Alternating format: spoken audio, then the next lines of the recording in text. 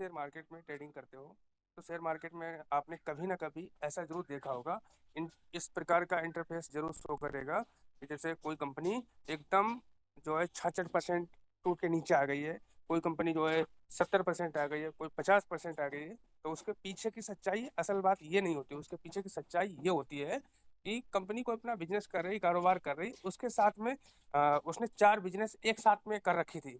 तो उसने अपना डीमर्जर किया है। मतलब जो है, मतलब हमारी गैस का भी हम काम कर रहे हैं और प्लस साथ में पेट्रोल का भी काम कर रहे हैं, फ्यूल वगैरह, और जो है अलग अलग प्रकार के व्यापार हम कर रहे थे, हम उनको डीमर्ज कर रहे हैं, अलग अलग कर रहे हैं। तो उनका डीमर्ज होगा तो अलग अलग उनका शेयर प्राइस बनेगा, तो उसी हिसाब से उनका जो है एडजस्टमेंट करके उनका प्राइस भी तय होगा कि किसी का 50 होगा, किसी का 60 रुपये होगा, किसी का 70 हो गया।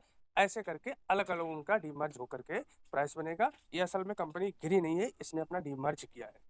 और एक दूसरा और तरीका होता है कि जैसे कोई कंपनी कर रही है कुछ कारोबार, अब उसका शेयर प्राइस हो रखा है 5,000 या 10,000 रुपया।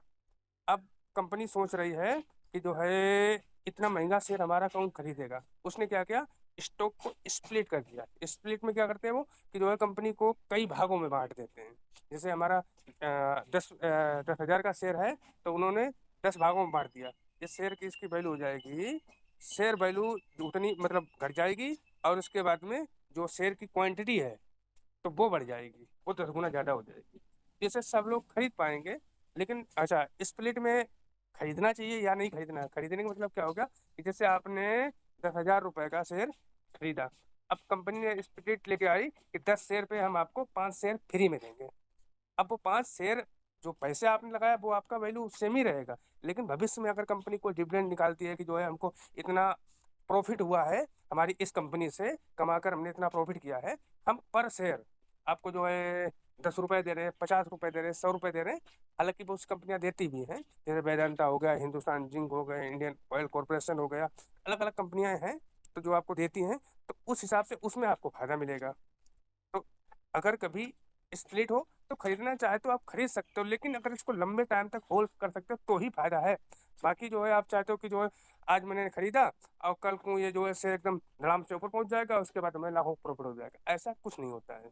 अगर आप लंबे टाइम तक उसको होल्ड कर सकते हो, होल्ड करने के पहले उसकी प्रॉपर जानकारी लो, ये कंपनी क्या बनाती है, इसका आगे चल के फ्यूचर क्या है, ये कितना सेल करती है, जो है हर तीसरे महीने में, और सालाना में कितने परसेंट ये ऊपर जा रही है।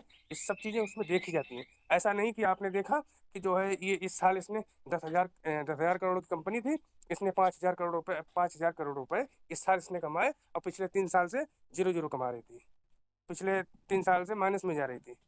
हो सकता है कोई सरकार ने कुछ अनाउंसमेंट निकाला हो उस कंपनी के ऊपर, एकदम धड़ाम से ऊपर गई और फिर धड़ाम से तुम्हारा पैसा डूब के नीचे आ जाए। तो हर चीज प्रॉपर जानकारी लो। एक कंपनी के बारे में 10 वीडियो देखो।